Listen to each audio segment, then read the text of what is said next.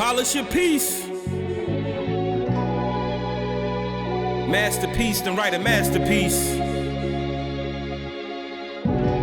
Deep breath and release. So all you need is depth, breath, and belief to polish your piece.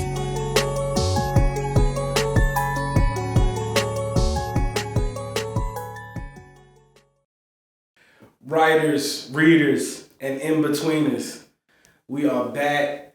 We are here at Polish Your Piece. It's Devrock, and I'm with DA. Y'all know what it is. What up, good people? It's your homie, The Truth, the poet, y'all. We back in the building. You know, it's season 2 right here at Polish Your Piece. We about to start the rules off, real simple and easy. Y'all know what it is when it comes from me. The number one rule is always love, y'all. I hope y'all got a lot of that in your heart before we start, bro. Tell them what else they got to keep in mind. Check it out. Listen, Polish Your Piece is a community of writers and people who love writing. Yeah. All right. So in order for it to be a community, you have to participate. So please comment, like, share, just talk to people about it. Whatever you're going to do, use the information and let us know how you used it. We really appreciate that because we want this to be a family. And then when you do participate, get poetical with your joint, all right? Make sure you saying how you gonna say it. Don't just be, we'll take some yes and, yo, that was crazy. But we want you to get real eloquent with how much you love it in your comments. Really be a writer in the comments, y'all. That's what I'm talking about, yeah. And then make sure y'all subscribe. You feel what I'm saying? Go. Make sure y'all get live and subscribe. Share. Yeah. You know what I'm saying? Yeah, that's what I'm talking about. Follow. Mm-hmm. We got somebody really special today. Yeah, we do, man. I want you to tell us who we got. So listen, man, we for this one, I think this brother needs no introduction. I'm going to just tell a small story. I don't even know if he ever heard this story before. This brother is my favorite poet of all time.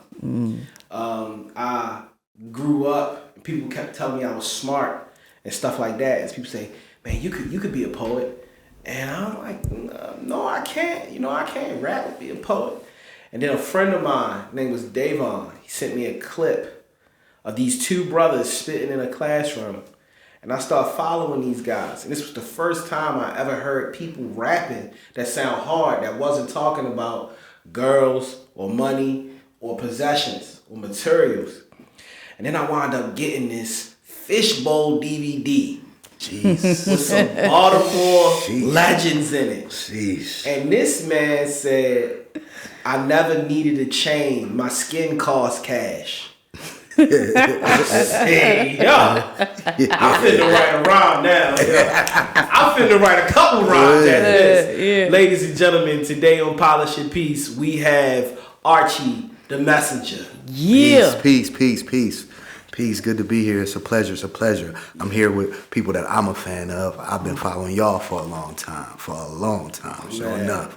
Shoot. Respect that. Don't make me cry up in here. Okay, I appreciate that one. Listen, okay. Man. All right, listen, y'all. Archie the Messenger will be featured at Polish Your Piece at MRI Studios on April the 24th, 2025, 7 to 10 p.m. We're going to have a great fun, and you will learn about pacing today and then pacing. This brother is so nice. He goes in and out of poems with jokes, with reality, with life. Then the man will do a set and you'll never know. You'll think it was one straight poem the whole time because his pacing is flawless. And that's what we're going to talk about today. That's his superpower. And we thank you for coming out, Archie. Man, I appreciate it. It's an honor to be here. Absolutely. Well, first and foremost, man, how you feeling? I feel great. I feel great. When I get a call from you, I know it's official. When I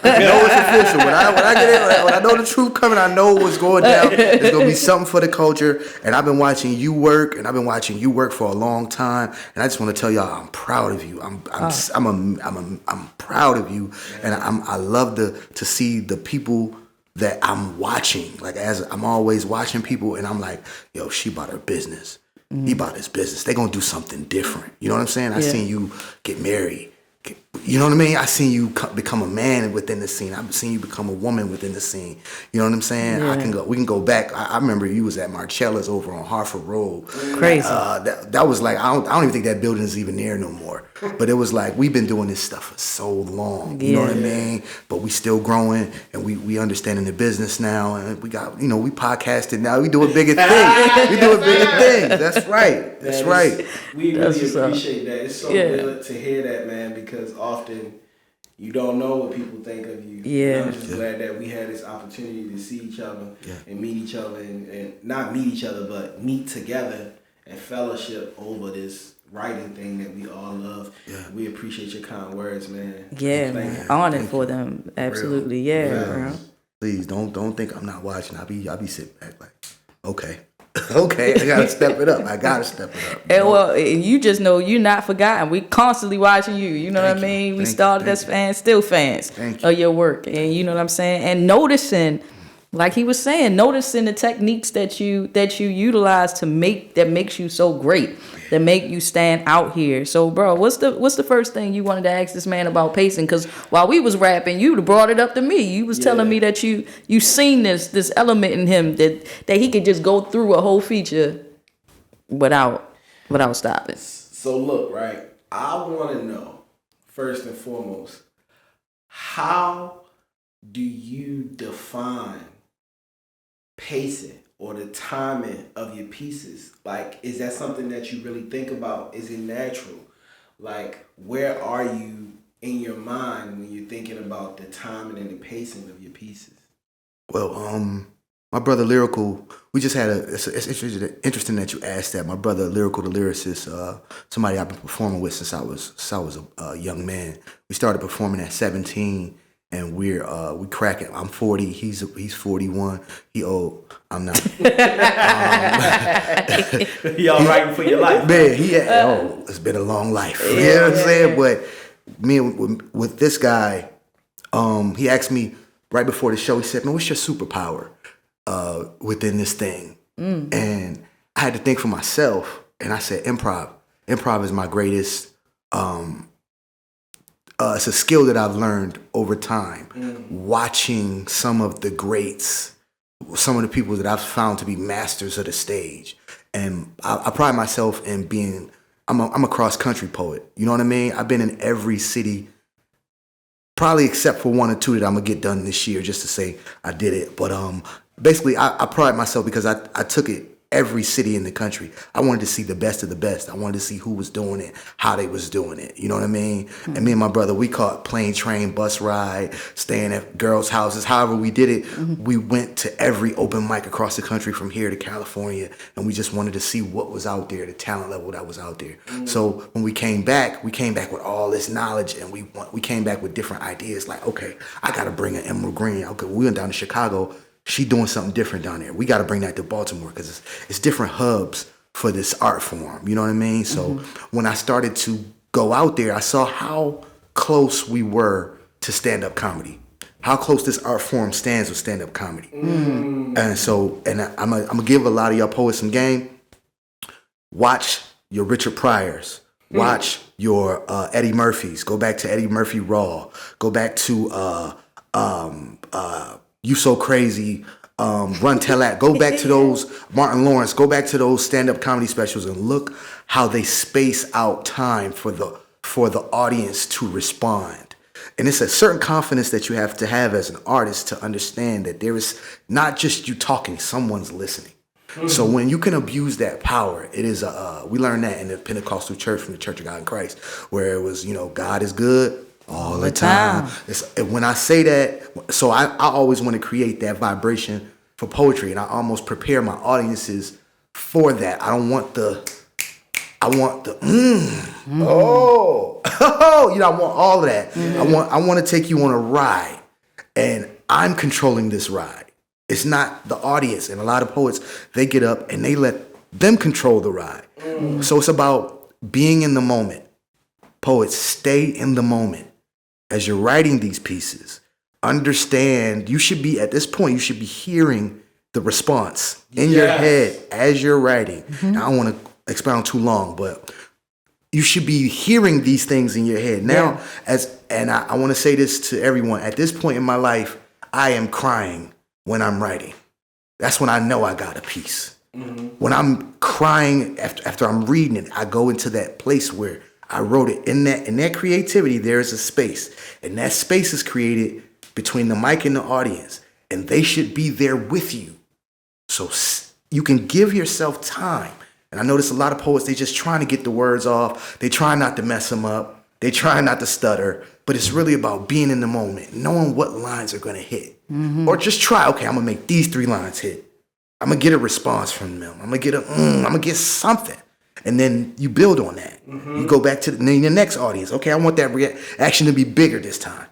Next audience, okay, it's got to be bigger. You know, Cat Williams, another master of the stage. Yeah. Watch Cat Williams. Watch some of these stand-up comics and how they time themselves, how they know when they're going to get a response. And then they can use that to flow along in their jokes, poems, stanzas.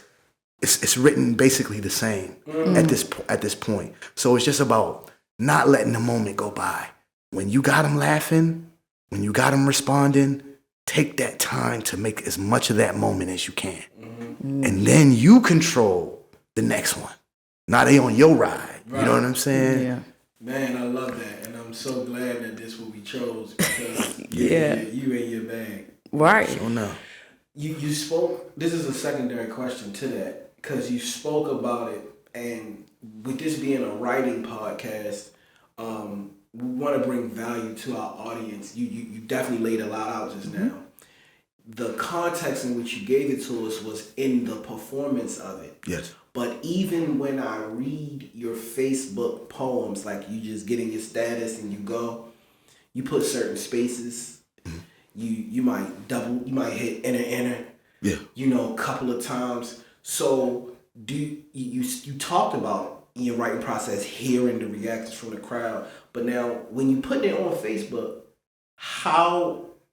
Explain that, because it's still, that's just all writing. Yeah. Right? You're not theoretically performing that. So I started to do workouts for myself. So those a lot of those things that you might see me posting poems, because I'm not shy with this thing. I don't necessarily care to post every poem I do online as far as performance, because I want people to come out and see me perform. Wow. So I'm not going to just be performing on the internet constantly, because I want people to come out and buy a ticket on Eventbrite and come to the show and see.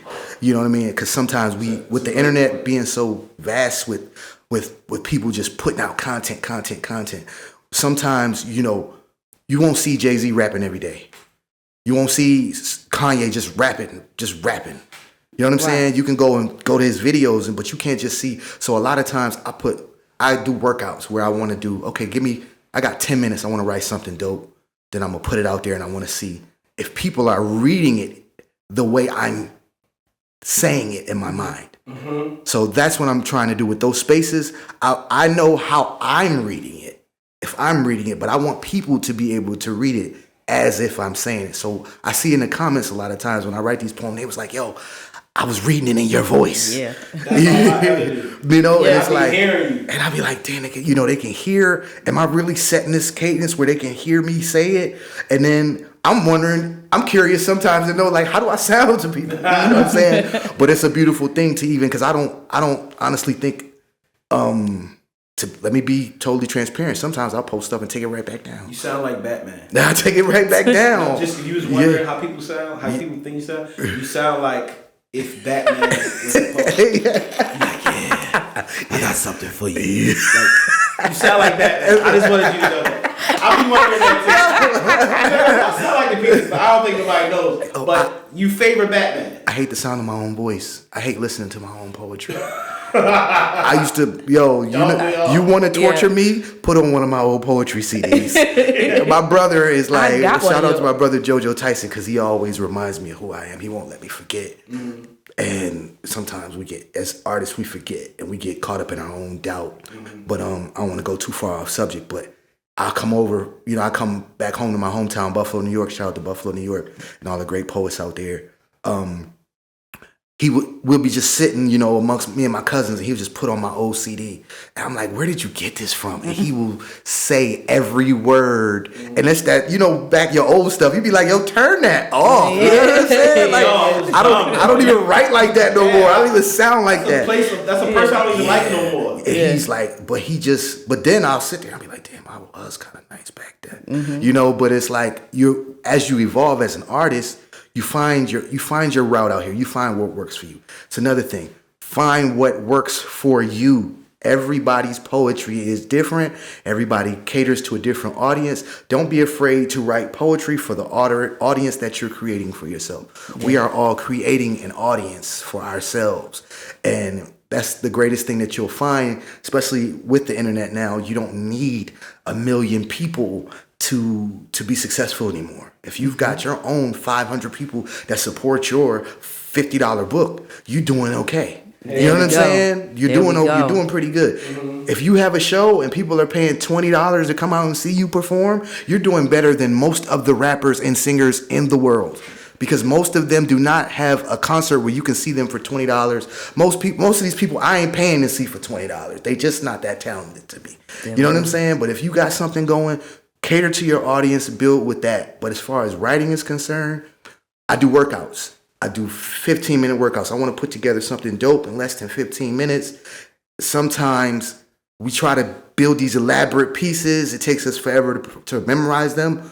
But I learned from the great Talam Acey, Newark, New Jersey, that you need to be great in under 90 seconds.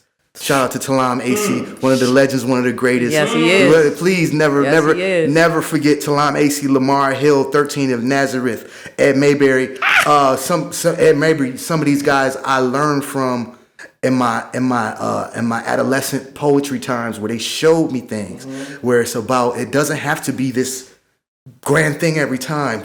Learn how to be dope in less than 60 seconds. Learn how to be dope in less than 90 seconds. You can do 3 poems in 90 seconds if you that slick.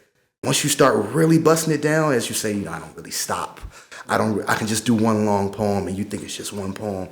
I learned that from some of my predecessors, some of those guys that I saw really, really wrecking shop in the early 2000s. And I'm old. I've been doing poetry since, I've been traveling, getting paid to do poetry since 1999. 1999. Y'all do the math. 99 for the 2000. 99 in the 2000s. And I've seen some of the greatest of this craft. And I'm just happy to still be around and still be doing it. Just so you know, so everybody's clear, I will be appropriating some of the things that he's just said for my own personal use and gain. So just see my Facebook jumping off. I got poems on there, and I'm talking about kill him in 90 seconds. Just know where it came right here, so you know too. That's stolen. Yeah, I mean, absolutely. I'm over here listening as a complete student, and so what I wanted to go back into as a student, and for everybody else out there, when you were talking about building that moment and how to give that moment on stage, but how do you prepare that moment on paper? Like, what are the key things that some artists need to think about when trying to create that moment in writing to prep themselves to even be on stage for a moment like that? Another thing. This is your work. You are responsible for your work. If it's not memorized and it's not ready to go, that's your fault. That is not the audience's fault. If they ain't feeling it, that is your fault. It's not the audience's fault. They're not biased. There are no gatekeepers here. You just need to write better, and you need to take more time on a piece. I've been doing some of these pieces for 20 years. And I'm still mastering some of these people. Some people you always do the same poems, because I'm still mastering this art form. I still sit with some of these poems. I still forget these poems. And then sometimes that's where my improv comes from. Forgetting. If I lose track of a poem in my head, the audience will never know.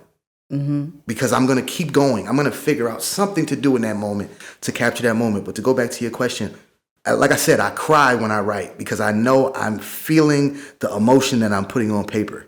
And sometimes it's places I don't really want to go into my thoughts, but I know that I'm there because it shows in the physical, right? So you should be laughing. When you write something funny, it should make you laugh. So it should make others laugh. If it's a place where you need to just be, you might just say what you need to say and stop and let it. You know what I'm saying? That's natural. It's not something that you that you think is there. It's actual physical vibration. The words come off the paper and they become physical vibration. They become a real feeling that goes through your bloodstream. You feel it sometimes. It's unsettling. Yeah. So don't be afraid of those moments. A lot of times as writers, we get caught up in those moments, and that be the stuff that make us tear it up and throw it away. But as you're writing, you want to put yourself in a beginning, a middle, and an ending. Just like an essay. Intro, middle, body, conclusion. That's 1 minute, 2 minutes, 3 minutes. So this is usually the form for poetry slam, right? Because most poetry slams are 3 minutes. Right. And you want to shave some time off of that to give yourself some grace for breathing for yourself, because that is the most important part of performing. Breathing, your space between the mic, your awareness of where you are in your own poem. So in your mind, you should be thinking, where am I at? Am I at 1, 2, or 3 in this poem? So somewhere in between 1 and 3, there should be, most of your reaction should be in that 2 column in your body. So after you get the 1 is to get people into the poem. The 2 is to get people to understand what you're saying, feel it. The 3rd is to give them the lesson and to be off the stage or getting ready to go on to the next poem in your feature. But we kind of get lost in that because we get off into ourselves. We forget, we giggle, we stutter, things like that. For me, it's a very serious place to be on that stage. And sometimes when we're bringing that stuff from the page to the stage, as they say, it takes time. It takes time. It takes hundreds and hundreds of times. So when you, instead of taking those poems and going over them 5 times and thinking that they ready, I want you to take one day on 1 intro, the 2nd day on 2, your body, the 3rd day on your conclusion. It'll be so much easier for you to memorize your poems because you will always be aware of where you are. Even in your mind while you're up there, it should be like a gun going off. Click 1, click 2, I'm in my body. Click 3. And you should, by your 3rd one, you should actually be at your climax. Your voice should be going up. Your body motion should be going up. But then you should be coming down also because you're leaving them. You know what I mean? So as far as the writing is concerned, you should be noting where I am. I want to cry here. I want a reaction here. I want this feeling here. And then at the end, you should be looking for a standing ovation. That should be in your writing. I want my last words to make people go, oh man, that was, oh my. It should make them stand to their feet, and you should write it that way. That's what I'm talking about. You should write it that way. That was a master class. Yeah, it was. I hope I'm not going too long. Am I going No, too you long? great. The You point know. is for you to teach, so Right. don't worry about that. So think about the 1, 2, 3 method, y'all. When you take your poem, break it into 3 pieces, and make sure when you in that 2nd piece, that's your meat, that's your bulk, that's your body, you should be trying to put the most into that. Because in your 3rd, you're going to be taking them out of there. Because as time goes by, our attention spans are getting shorter and shorter, especially with the gracious internet that we have. So now we down to 30-second clips. You know what I'm saying? Yeah. In a minute, it's going to be down to 15. You know, those, we taking it back to Vine clips and all that. You know what I'm saying? It's going to get real short. So now your poems have to be, you got to get to it. You got to get to it so people don't scroll up. You kind of answered this already, but maybe elaborate a little bit. How much does memorization play? Did you just ask that question? No. Oh, I'm tripping because you was so into that right there, and I almost actually forgot that we were supposed to be asking the questions because I was writing a poem in my head. Yeah. As he was saying that, I was like, all right, 1 is. I was taking notes, bro. What? Like, write the standing ovation. Did y'all get that? Did y'all hear that? What? Write that in. Right. 1, 2, 3. 1, 2, 3. Write the standing ovation. Don't just think you about to get one. Like he said, you are accountable. Like, are y'all getting those gems? You are accountable for the piece you write. If you ain't get the standing ovations, because you ain't write it. You didn't plan You know for what I'm it. saying? It's about preparation. This is already a classic. I'm a guy that's going to sit with the poem. I might read it to myself 2,000-3,000 times before anybody hears it. Y'all heard that? You know what I mean? 2,000 or 3,000. That's Kobe numbers. That's Steph Curry numbers. I'm real retarded, man. I'm sorry. It ain't. But that's what I was going with it. 2,000 times I'm reading this poem before you can get it. Yeah.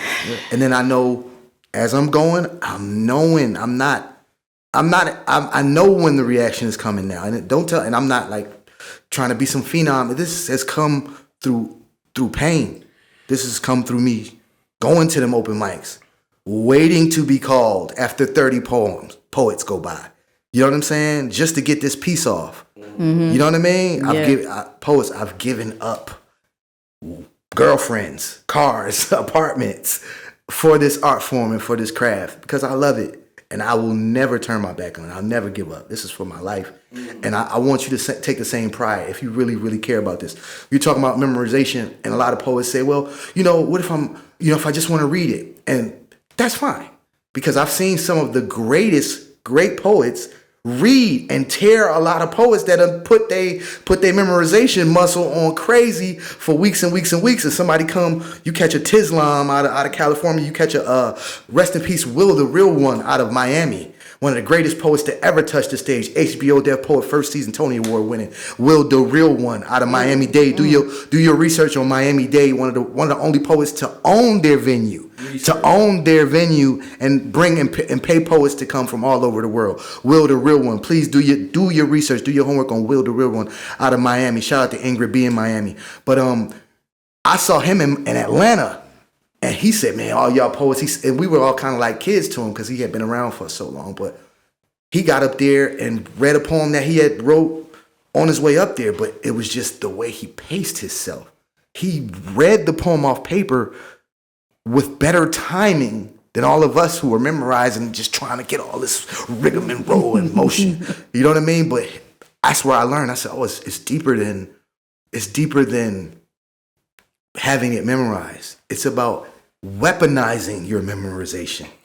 Okay? It's not about just everybody can have a poem memorized and know all the words. Right. But can you break it down to where you can know where you're gonna get a reaction from your audience? Yeah. Where do you want to take them? Yeah. Where do you really want to take them? And sometimes you gotta get up there. The memorization is one thing, but also being able to put the body into it. A lot of poets, they're standing wrong. That's the first mistake. They don't adjust the microphone when they come to the mic. Mm-hmm. That's another thing. All of this stuff counts. Breathing, taking your time. Because you usually forget when you have a sound in the audience. Or somebody even a person reacting to your poem can make you forget your poem. Thanks. Somebody go, ooh, you be like, oh, you like that? Right. And then next thing you know, you trying to find your next line in your head. Yeah. But memorization isn't everything. It's about practice. Practice the poems. Say the poems aloud. I encourage each and every one of you to go on Amazon. If you're really serious about this thing, go on Amazon and buy you a standing microphone, and a microphone. You don't have to plug it into anything. You don't have to worry about recording yourself. Put that mic in the middle of your room, your living room, a place that you feel comfortable. You put it in the shower if you want to. But get comfortable with that space. Get comfortable with standing on the mic. Get comfortable with holding a microphone. Get comfortable with your voice on a mic and your voice away from the mic. It's really about being comfortable, and that comes with practice. You see these guys get on the field, but they might have had a practice right before the game. Mm-hmm. You know what I'm saying? They still running them plays off in their head. Mm-hmm. So it's the same thing with this thing. We got to get up there knowing what we doing. You know, executing. Mm-hmm. That's why I watch stand-up comedy so much, because these comics have to go up. They don't get the love that we get. Mm. They get booed. Facts. Okay. But I remember a time in poetry where poets got booed. Yes. And we don't do that anymore. It's so much about the love. Yeah. And I think in some aspect, it taints how great an artist could potentially be, because they thought they did great the first time and don't think there's any more room for improvement. Yeah. But you couldn't walk by Lamar and be just okay. Yeah. And he recognized who you couldn't just do that. You couldn't go to what was it Warm Wednesdays? Yes. You couldn't go to Warm Wednesdays and be just okay. they will boo you in there. You know what I'm saying? It was different. Well, they definitely will skip your name the next time. Absolutely. You will not get on that Yo, stage. it was trash last time. Let me go ahead and. You will not get on that stage. It's different. I want to also add, I mean to cut you off. No, you I want good. to also add, poets sometimes need to learn when to say no to a performance. And I want to get this to y'all because I know y'all getting into deeper into y'all realm. And I know that and I love the fact that y'all are creating your own businesses and creating your own lanes to do poetry and not really worried about booking a feature or being the feature or being, you creating your own lane. And that's great. You know what I'm saying? Mm-hmm. But also as poets, when you coming into this thing, people gonna be like, yeah, I want you to perform at my cousin's baby shower. I want you to do a poem about big bellies. You know what I'm saying? And you like, all right, they be like, I pay you $100. You be like, man, I guess I'll write a poem about big bellies right now and get it off. And we poets, we so hungry to get that performance space that we will sacrifice ourselves. We will put ourselves in harm's way. Poetry is not for every environment. I performed at bowling alleys while people are bowling strikes while I perform. You know what I mean? Because some people will see you in one area and see how great you do and think that it's for everything. Yeah. Right. You know what I'm saying? What's the craziest places you perform? Craziest number one. Man, I bowling alley is crazy to me. Atlanta is crazy. Okay, shout out to everybody in Atlanta. I lived in Atlanta, and that's like a super artist hub. Yeah, they go hard with it. Atlanta. They open mic. I mean, when I got to Atlanta in 2009, I mean, I was going to every open mic. By the third week, I was on the radio, 107.9. That's how the networking is. They gonna put you in position. If you're around the right artist, they're gonna put you in a position. They're gonna take you with them all night. You might do 6, 7 mics a night, and they doing it everywhere. So I ended up in a bowling alley, and they performing poetry in a bowling alley. People bowling strikes, but they saw it at Apache Cafe, thought it would work great at Apache Cafe. Yeah. Oh, come on over! I got a party here. Y'all can do it. I'll pay y'all $100. You just doing it. You working. You selling your CDs. You selling your product. You moving your merch. But in reality, I'm like, why the hell am I performing in a bowling alley? Sometimes you perform in places where the mic is not suited for speaking. You start performing on a mic that's not a speaker's mic. Mm-hmm. So now you get an echo. And now you're annoying the audience. Mm-hmm. Poetry doesn't have to be done everywhere. Sometimes you got to create the environment and perform in it. You got to go to where poetry is being done. Mm-hmm. You know what I mean? Yeah. Don't force it, because I know a lot of us we get hungry. I'm one. I was a thirst bucket, man. I wanted to perform. Me and my guys, we used to do Baltimore, Philly, and DC in one night, man. We would bust moves and hit as many open mics as we could. You know what I mean? But it's just about figuring out ways to promote yourself and your brand and start to bring the audience to you. You don't always have to run to every open mic. I got this saying, don't change for the money, change the money. Yeah. So, I like that. Yeah. I dig that. They will have you performing at somebody's bar mitzvahs. They I'm telling you, they will. I've been booed. Not because I wasn't doing a good job. Mm-hmm. It was because poetry wasn't supposed to be in this place. Right. And now you is the dude on the mic yelling when I'm trying to sit here and talk to my girl. Right. Who's this nigga? Right. Who is that? Boo! Like, you know what I'm saying? Because they don't know why you're there. Right. You know? But lately I've been trying to... I got to open up. One of the greatest things I did was I started to do poetry and open up for comedians. That's what I've been doing with my work. And I've been trying to, as you've been seeing, I've been trying to do less poetry. Like I said, one of my special powers is improv, being able to manipulate a moment. I can do a poem and then stop and create a moment within the poem, so people are actually there with me. And then I'll throw a joke in there, but mostly it's just me finding a way to relate the moment to the poem. They may be so into the metaphor that they don't actually see that I'm talking about something that's really easy. Mm-hmm. It's not that deep. So you can make a stop and create the moment there and paint a picture for them with the joke.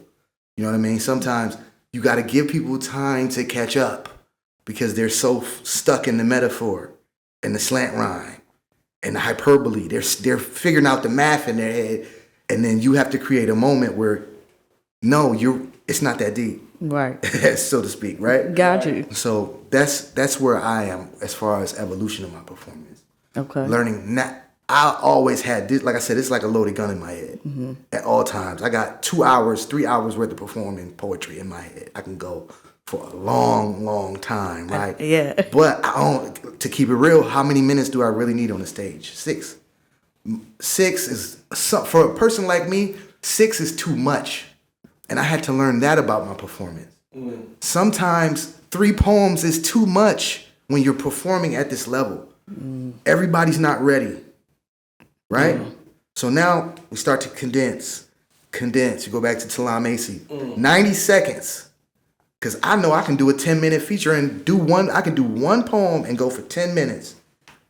So what if I do 3 of them? That's 30 minutes. Right. Right? But you don't feel that up there. You just third poem, gotta get it. You don't realize you've overwhelmed. So now when you done, they like, because they don't know. You up there sweating it, you know what I mean? It's just really about packaging it, your situation, timing it right, and figuring out what works for you. Figure out what works for you. What works for me is not gonna work for True. It's not gonna work for Deborah. They got their own ways to get. They got their own audiences that they cater to. So. That's what's up. So with that being said, since you got 2 hours and 3 hours in your head and you can go for all of these minutes, we have this segment called Master's Minute, right? Where we give the master of the craft and that is you with your pacing and memorization and all the things that you do. You are a master of poetry. So we just want to give you a minute to just go in and give the people an example, people who have not tapped into you, the people who just came here just to see you again. Can you give them a minute of your work really right now? Polish Your Peace podcast. Please stay tapped in. Please stay tuned in to Dev Ra Truth. My name is Archie the Messenger, Mr. Writing for My Life. You can check me out at writingformylife.com, writing4mylife.com, Instagram, ARCHIEATM1, Archie the Messenger on Facebook and all other social media. You are beyond beautiful, suitable for a picture perfect picture that I've picked purposely. Do my heart this service. Please smile again. Yeah, like that. Tell me you love me back. Yeah, like that. If I wrote you a postcard to heaven, would you write back? Blow a kiss and a beam of light back. We can blind date to give sight back. Write braille, email, and type back only what you feel. Good, yeah, like that. As a matter of fact, baby, meet me in my dreams. Wear black. It's my heartbeat. Can you feel that? Seal that. Seal that place where my heart is broken, baby, seal that. Can you heal that space between a clock and a hard place? We can play spades. It's that Batman shit. We can play spades with the queen of heart placed right next to her king, where the diamonds are cut for her hand, like sprinting next till daytime minutes. I just want to be a little part of your plan. Boys will be boys, but I want to be your man. Yeah, like that. You are beyond beautiful, innocent. We can be closer than intimate, infinite incidents of us getting connected like internet. www.foreverever.com. We can weather whenever the storm. Light the bond between lovers and friends and usher that into something more ludicrous. Is that too complex? Or we can exchange nameplates and charms. You could be my third date for the prom. You could be my baby mom. She perfect. She's so perfect.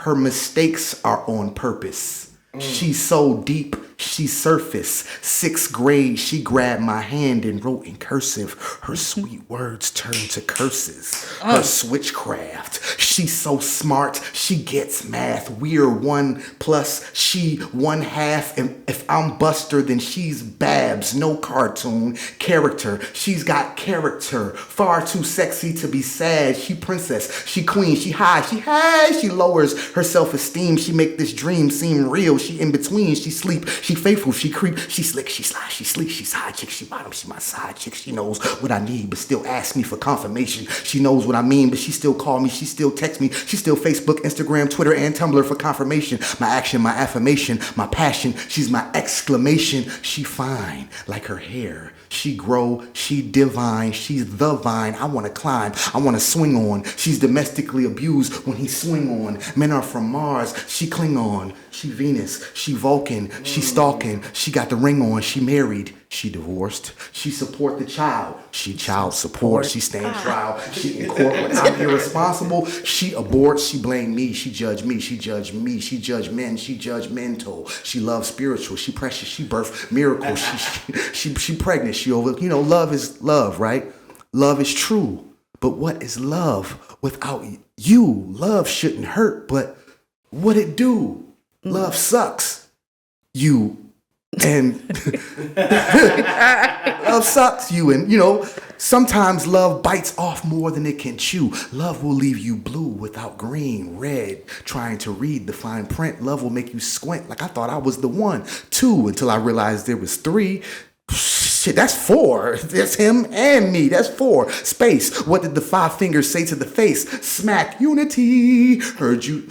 Yo. Polish your piece. Yo. You must polish your piece. Facts. Polish Your Piece podcast. Make sure you stay tuned in. Stay tuned in for the next episode. I'm going to see y'all April 24th. And I got more for you. I'm going to teach more. I'm going to give more. Mr. Right for my life, Archie the Messenger. Thank you.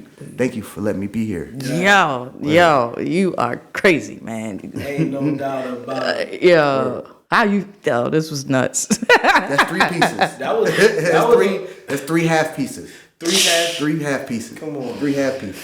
Come on. To now. know your poetry. That's a bucket list. Check off right there. Yes, know your poetry that well, know your art that well that you can just intertwine like that. And Yeah, I had Archie Messenger at the pod spitting, nigga. yeah, What's up? wild. Yes, Okay, yes. man. Cool. Hey, man, that was so dope. Man, let's Crazy. play a game. You was so good at the interview. You answered every question without us even having to ask it. Man, I felt like I was talking too much. Was I talking too No. much? No, that's you did exactly what you supposed to. You taught our listeners what they needed to know. You broke it down without us even asking you to break it down. So it was perfect. Hey, I hope that everybody finds their one gem that elevates their writing, for their captions, for their emails, for the text threads that you send into your people. Think about how you can use timing and pacing to get the desired result that you want. Mm-hmm. And listen to how that man broke it down. 1 is your intro. 2 is the body. 3, write your standing ovation. That part. So you can do that with any type of writing. You can do that for emails, grants. I mean, however you feel it, you can get busy with that. Your next TED Talk, get in there. But listen, we about to play this game. This game is called Whose Bars Is It Anyway? All right.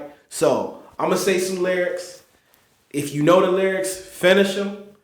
And if you once that happens, also we'd like for you to tell us who is it from.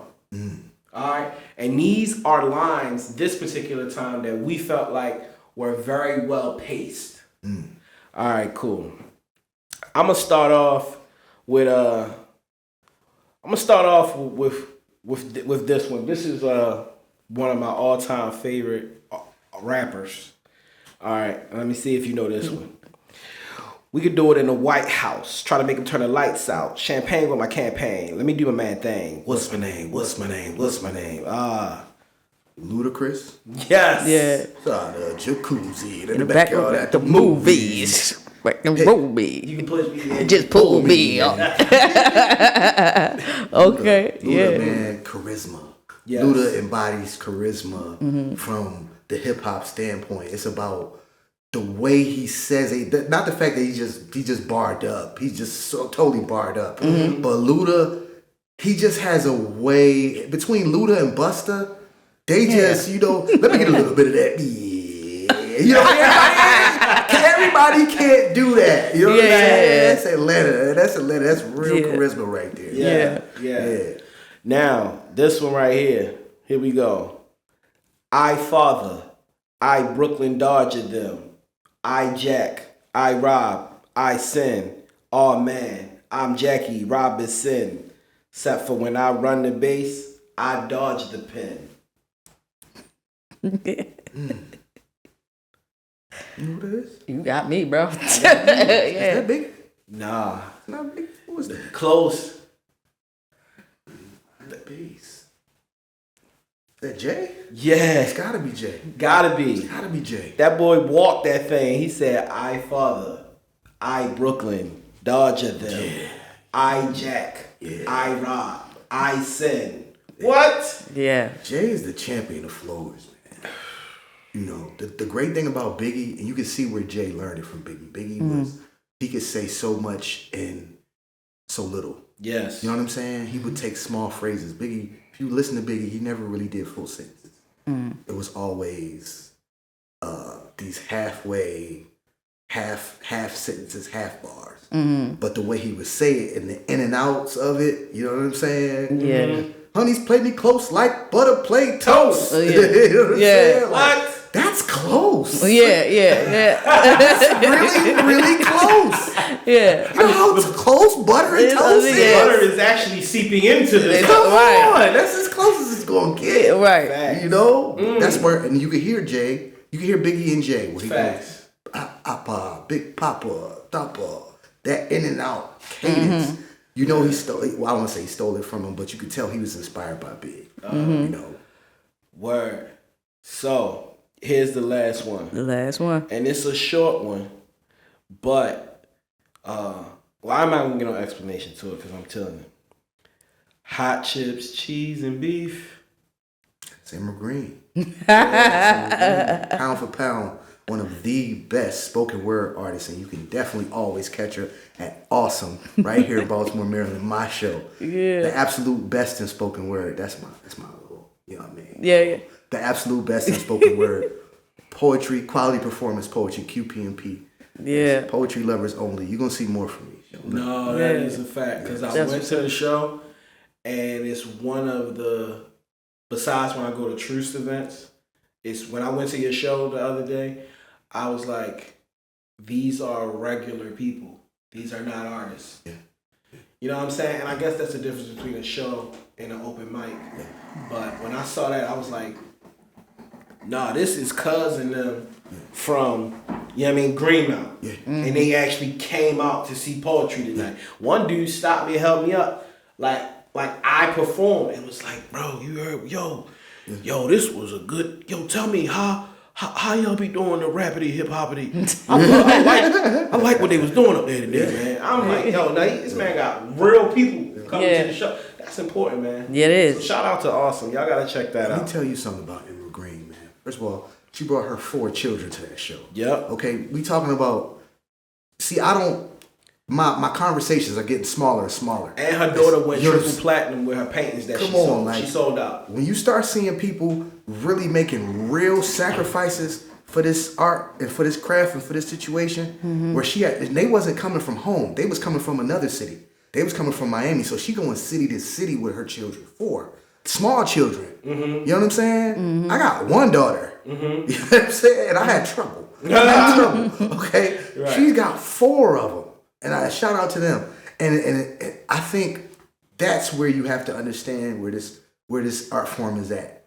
People putting it all on the line for this thing, man. Yeah. You know what I'm saying? Kids coming out of school, kids supposed to be in school, but they with mommy. Because mommy got to go do this thing. You know what I'm saying? Either you believe or you don't. Right. You know what I'm saying? Right. And that's what I was saying earlier. People gonna leave you, man. When you really, I don't care what you doing, whether you rapping, whether you out here capping, you could be a professional liar. All right, you know what I mean? Whatever you could be a clown for a living. People are gonna doubt you. People are going to leave you. You know what I'm saying? And sometimes that's the best thing. You are going to leave things, right? Because you got to have that belief in yourself. And people are going to leave you. You know what I'm saying? The people that you love, some of them people that you thought was really going to be in your corner, they're going to leave you. You're going to have to do it from a different place. You're going to have to do it at a survival level. So I implore a lot of these poets that say they dope, that want to do it for a living, get on a bus and go to a city where they don't know you. Go sit down in those audiences where they haven't heard you before and get up after their best poet and go. You know what I'm saying? Go find poets that you think are better than you. Stop sitting around the peers that you know you good around. Go around those poets that you would pay to see. Sometimes go to those shows and pay to see them. And see how you can get your weight up and not your hate up. Research You know what and I'm saying? development. There we go. Word. Research and development. Yeah. When you really got your kids out there on that road with you, man, you really love this thing, man. You really ready to go to another level for this thing. And I want to have that passion. You know what I'm saying? So big up to Emerald Green. That's one of my favorite, if that's not my favorite poet. Facts. I don't want to go on because I don't know how much time we had, but I went down to Chicago, where she's from, and we talking this about 2011, 2012. This is the weekend Jennifer Hudson's family was slain. I don't know if you remember that. Yeah, I remember. Right? This is the weekend, so this is my first time in Chicago. Teresa the Songbird drove me from Atlanta to Chicago, 10-hour drive. Shout out to Teresa the Songbird. Yeah, she a real one too. I love her. One of the greatest poets straight out of Chicago by way of Atlanta. She got a book out called You So Black. It's all over the world. But she drove me down and she said, you got to get on some mics in Chicago. They got to see you. And I went to Emerald's house, and Emerald put me on a pallet on the floor, me and Jarrell, me and Lyrical, and said, yo, I got 10 shows lined up. I don't feel like doing them. Y'all go do them. You know what I'm saying? 10 features. I'm talking about, she performs twice a night on today, in 2025. Because now she's ascending into the comedy realm. Right? So she's doing poetry and comedy. Hitting both stages. And Chicago is one of them cities where you can get around. They got multiple venues. But she gave me 10 shows to go move my product, move my work. I came broke with 100 CDs. After my second show, I had to call and get more CDs sent down. As I'm there, I'm lining up more features. You know what I mean? So I ran into Talam AC down there at the Negro League. Shout out to everybody in Chicago, all the great poets out there. Man, it is a season for us out here. And if you really love this craft, you can get out here and get some of this work too. You know what I mean? That's what's up. Shout out to Emerald, man. That's those types of poets, the poets that are not afraid to say, hey, you go be great. I'm great already. You go do your thing. I've been on HBO and TV One and BET and all these things. But I think you good. Go ahead. You know what I mean? You can sleep on this floor as long as you want. And then, when your Greyhound come, I'm going to get you to the bus station. Right. That's love, man. That's word. Say it, That's love, yo. Whew. Man, shout out to Emma Green. I did have her. She did slide through Firehouse Poetry. And she showed off, too. So, definitely big shouts out to her, man. Yeah, Sandwich Ministry. She's into philanthropy and giving back to the community. Make sure y'all look up the Sandwich Ministry. Hot Cheetos, chips. What is it? Hot chips, cheese, and beef. Get Cubs and Ammo. That's on all streaming. That's her album. Dope. Okay. Last game, bro. So this one's called Pen or Pad. Okay. All right. And I'm going to start it off just like this. So pretty much would you rather situation, right? So, Baltimore, Buffalo. What would I rather have? Where would you rather? Yeah. What should we? Come on. Yeah. What are you talking about though? Just anything? Just where would you rather be? Yeah. How would you know? Just home. Man, listen, man. Baltimore. I can't pick both. I refuse. There you go. I can't. Baltimore is my second home. I became a man here. I moved here when I lived 0 to 17 in Buffalo. I came here to go to Morgan State University at 17. Woo. I turned 18 here. I turned 21 here. I moved to Atlanta, came back and turned 25 here, turned 30 here, and I just celebrated my 40th birthday this year in Baltimore, Maryland.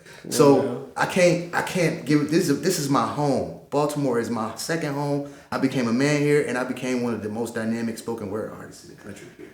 Please let it be known. Warm Wednesdays. I'm a Warm Wednesdays baby.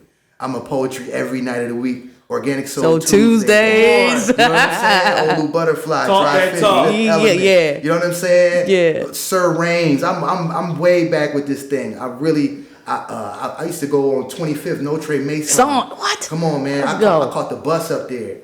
You know what I mean? Shout out to Jackie. I'm a baby. I'm a Baltimore baby for real, man. You know what I'm saying? Fact. But shout out to Buffalo for letting us, for letting us love on him and have him and be blessed by him. Yeah, man. All right. So slams or open mics?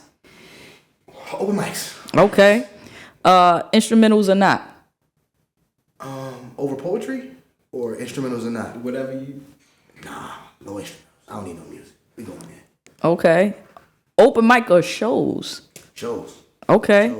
Features. Now shows or slams? Shows. Still shows. Okay. I'm not a fan of slamming anymore. Don't get me wrong. I started off slamming. I love no disrespect to the poetry slammers. That's a serious game. I started in it, and I love it, and I love that for those who do it. Just for me right now, it's not my thing. I'm more into showcasing features, shows, podcasts, polishing my piece. You know what I'm saying? All right, now the last one, and he's gonna explain this. Pen or pad? Now break it down for him. So now here you go. Like, would you rather be the pen? Would you rather be the thing that puts the ink where it go? The thing that is creating, that is pouring out the art, or would you rather be the pad, the thing that houses, that stores, that holds the art forever, that makes it get to the audience? Which thing would you be? Rather be the pen or the pad? I'm the pad, man. I'm the pad. I'm the dude I got poems on my phone right now that I'm still trying to get in my mind. You know what I'm saying? And I'm not a guy that writes my poems. I'm not a guy that sits there with a pen. I like to type. Call me a nerd, call me what you want. Okay. I'm the kid that was in his dorm all night long with the black shades, with the John Legend playing in the background, typing my poems. And that was just my world right there. I would sit up and type my poems all night. And that's where I got that 1, 2, 3 mechanism for writing and memorizing my poems. I realized it was very easy to break my poems down to 3 stanzas. Yeah. And if I can't see the whole poem, I can see 1, 2, and 3 in my mind. I can't memorize the whole poem, but I can take my time and do intro, body, and conclusion. And sometimes you might have to flip one and make one happen if you forget. Okay. But that's about staying in the moment and making something in the moment. So I'm gonna always be the pad, but I'm still the pen too. This is Mr. Writing for My Life, Archie the Messenger. There we go. There we go. Hey, listen, y'all. This was an outstanding pod. Don't forget to come and check out Archie on April the 24th. We lit. Y'all learned the 1, 2, 3 method. You learned that memorization is important. 2,000 to 3,000 times this man is saying a poem to himself before he letting other people hear it. Check it out. Make sure you go back. I mean, you need to save this one. Yeah. Go back, rewatch it every 6 months, and work on a new thing every time. I done checked one off the bucket list with this. Truth, go ahead, take us out. Yo, it's been a pleasure, y'all. Y'all know what it is. Remember to continue being a work of art who works your art to only masterpiece, y'all. And we out of here. Thanks again. Peace. Yeah, peace.